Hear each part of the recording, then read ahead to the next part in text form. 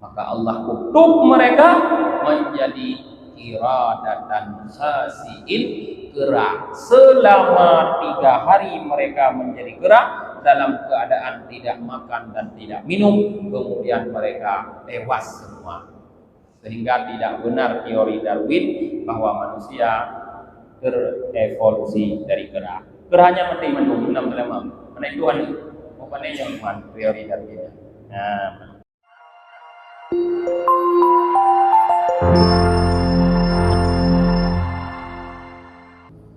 yang keempat yang dilarang oleh Allah, la tahlifa bismika diban wala asiman. Jangan menggunakan kalimat nama Allah untuk bersumpah terhadap kebohongan dan perbuatan dosa. Jangan menggunakan nama Allah untuk bersumpah terhadap kebohongan. Behanam buku dan nyoka, wallahi demi Allah, demi Allah. Jangan menggunakan kalimat nama Allah untuk berbohong. Jangan menggunakan kalimat Allah untuk berlakukan dosa. Karena Allah berjanji tidak akan mensucikan, tidak akan membersihkan orang-orang yang tidak bisa mensucikan dan mengagungkan nama Allah. Jadi Allah benci, Allah marah ketika kita menggunakan kalimat Allah kepada hal-hal yang tidak baik. Artinya merendahkan nama Allah. Tapirun yumnan Allah. Yang kelima, wala tahsuda wala tahsudun nas ala ma ataituhum min fadli. Allah melarang gedanyo hasad, dengki terhadap nikmat-nikmat yang Allah berikan kepada orang-orang. Karena ketika kita dengki kepada nikmat Allah, berarti kita memusuhi nikmat Allah. Bukan memusuhi orang, tapi memusuhi nikmat yang Allah berikan. Kita menolak ketetapan Allah. Karena kita tahu bahwa tidak akan didapatkan oleh orang itu kalau Allah tidak menetapkan itu untuknya. Ketika dia mendapatkan nikmat, berarti Allah telah menetapkan untuknya. Ketika kita dengki kepada nikmat yang Allah berikan kepadanya, berarti kita menolak ketetapan Allah. Tidak rida kita kepada ketetapan Allah. Kemudian yang keenam, la tashhadu bima la ya'isamuka wa yahfaquhu aqluka wa yaqimu alaihi qalbuka.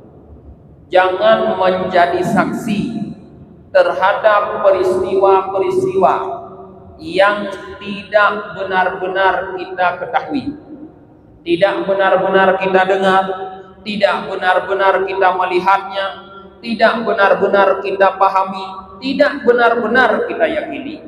Jangan menjadi saksi terhadap peristiwa yang tidak benar-benar kita ketahui. Karena orang-orang yang bersaksi nanti akan dituntut oleh Allah terhadap persaksian mereka itu di hari kiamat. Bertanyong terhadap persaksian bertanya orang kiamat. Yang ketujuh, wala tasriqu wala tazri bihalilati jari. Jangan mencuri dan jangan berzina dengan tetanggamu. Jangan mencuri, beta cok atrako padanya.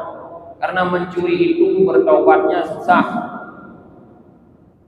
Bertaubat itu karena kita berkaitan dengan harta orang, maka tidak cukup hanya dengan meminta maaf, ampun kepada Allah, tapi juga harus mengembalikan barang yang kita curi. Acuan raga, tak boy pasal antara yang dacunya. Menyaitung, maaf, menyaitung. Nah, hansip kalau kayak maaf Allah jadi cucu, maka jangan mencuri. Maka Allah memberikan hukuman yang berat kepada orang yang mencuri sampai dipotong tangannya, kakinya min khilaf. Dipotong tangan kanan masih mencuri, dipotong kaki kiri masih mencuri, dipotong tangan kiri masih mencuri, dipotong kaki kanan. Kamulah di mana mencuri dah? Nah, mereka. Dan jangan berzina dengan istri tetangga. Berzina dengan istri tetangga adalah salah satu perzinahan yang paling besar dosanya. dibandingkan dengan berzina dengan orang-orang lain.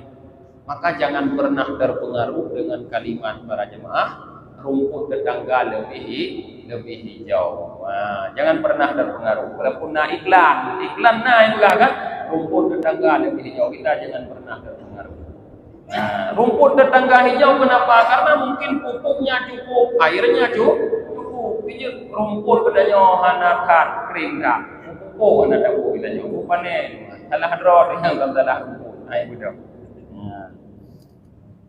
Kemudian ketika kita mencuri dan berzina dengan istri tetangga, kata Allah, fahjaba angka wajhi, maka rahmat Allah akan terhijab daripadamu dan pintu langit akan ditutup oleh Allah.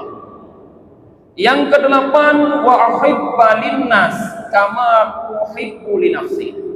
Cintai orang-orang sebagaimana kamu mencintai dirimu sendiri.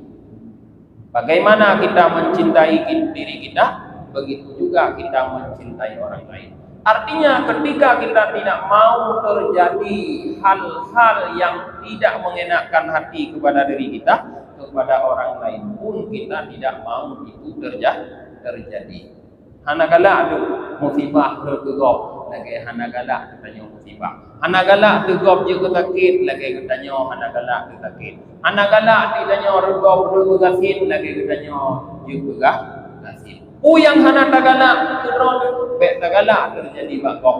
Yang tagala kerod butuh tagala juga terjadi bakul lain. Yang kesekurang wala tadbahanna li ghairi, jangan engkau berkorban untuk selainku.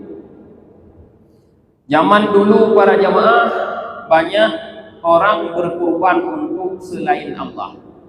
Di antaranya di Mekah dulu sebelum Nabi Muhammad diutus oleh Allah menjadi nabi, orang-orang jahiliyah setiap bulan Dzulhijjah memotong kurban untuk dipersembahkan kepada berhala-berhala yang ada di dalam Ka'bah. Yang penyembelihan kurban untuk selain Allah. Tanya Nabi pada jemaah, setiap bulan Tafar, yang bulan Tafar, maka akan ada acara sudah bala di mana dipotong kambing, dipotong bebek, dipotong ayam, lalu dibawa diletakkan di pohon-pohon besar di bukit ini, bukit itu dulu. Kurban untuk selain Allah. Jangan, kata Allah, la tadbihanna li ghairi, jangan engkau berkurban untuk selain aku. Fa inni ma uhibbu minal kurban, aku benar-benar tidak menyukai kurban illa ma dzukira alaihi ismi, kecuali kurban yang disebut namaku di atasnya, wa kana khalisan liwajhi, dan ikhlas untukku. Yang ke-10, li yaumas sabt, kosongkan atau renggangkan untuk aku hari Sabtu, luangkan untukku hari Sabtu, kata Allah, dan luangkan sekalian keluarga. Yang ke-10 yang Allah perintahkan kepada Nabi Musa, jadikan hari Sabtu itu sebagai waktu yang luang untuk beribadah kepada Allah. Qala Rasulullah berkata, innallaha ta'ala ja'ala sabt li Musa 'idan. Allah menjadikan hari Sabtu sebagai hari raya untuk Nabi Musa. Jadi Nabi Musa dan umatnya dijadikan oleh Allah hari Sabtu sebagai hari agung bagi mereka. Maka ada peristiwa dalam surah Al-Baqarah. Coba kita lihat para jemaah, dalam surah Al-Baqarah Allah mengatakan ya bahwa ada kaum dari kaum Nabi Musa itu yang dijadikan oleh Allah qiradatan khasiin, gerak. Dijadikan gerak. Kenapa mereka jadi gerak? Karena melanggar pantangan di hari Sabtu. Hari Sabtu itu dikhususkan untuk beribadah bagi mereka. Untuk ibadah hari Sabtu. Dalam 3 minggu Fimro Allah mereka maunya hari Sabtu fokus ibadah, baik kerja. Kebetulan kaum Nabi Musa itu tinggal di tepi pantai. Pindah Laut, kayak urung Putung, urung Kampung Jawa, katanya tinggal pindah Laut. Karena tinggal di tepi pantai, pekerjaan mereka adalah mencari ikan. Setiap hari Sabtu selalu tidak ada ikan yang muncul. Tapi ketika setiap hari lain selalu tidak ada ikan yang muncul. Tapi hari Sabtu ikan muncul ke permukaan. Teuro lain daya mindangkeun hana di hanaru. Asai uro Sabtu ikan angkeun. Tapi hanya diajak uro Sabtu uro pantang. Akhirnya datanglah iblis memberikan mereka masukan ide. Kata iblis, nanti sebelum hari Sabtu, hari Jumat, kalian semua rame-rame gotong royong buat parit dari laut ke darat. Hari Sabtu nanti ikan akan naik masuk ke parit tersebut. Hari Minggu kalian ambil, karena ikan yang sudah naik ke parit tersebut tidak bisa keluar lagi. Enggak ada parit, awaknya enggak parit lagi usul iblis.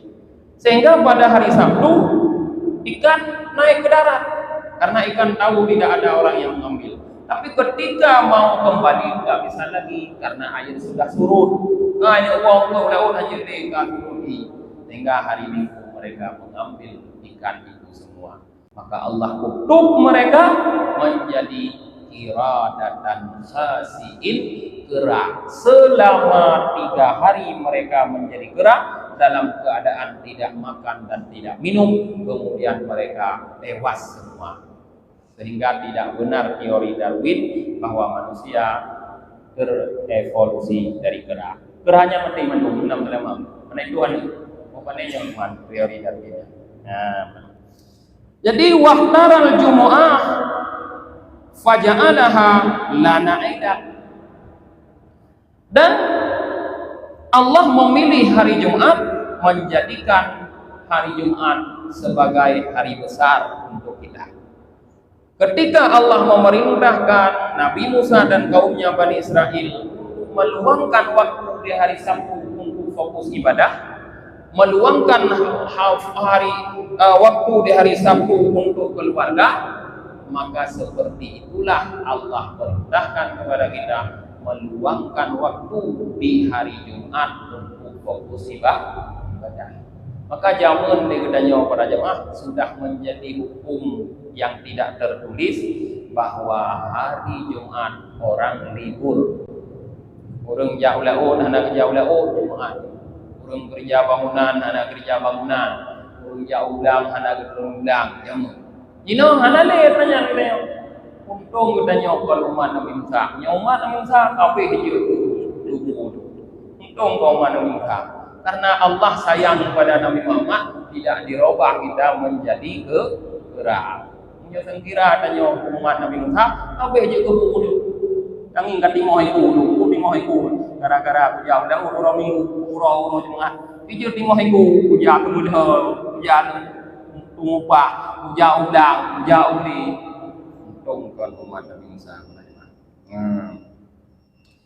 Jadi di dalam ayat ini menyebutkan beberapa dosa yang Allah melarang kita untuk melakukannya dan ancaman-ancaman terhadap dosa itu apabila kita lakukan. Insyaallah akan kita lanjutkan nanti ke depannya masih tentang riwayat-riwayat yang berkaitan dengan dosa.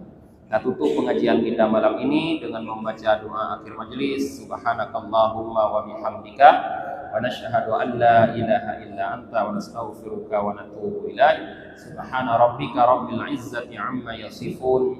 Wassalamun alal mursalin walhamdulillahi rabbil alamin.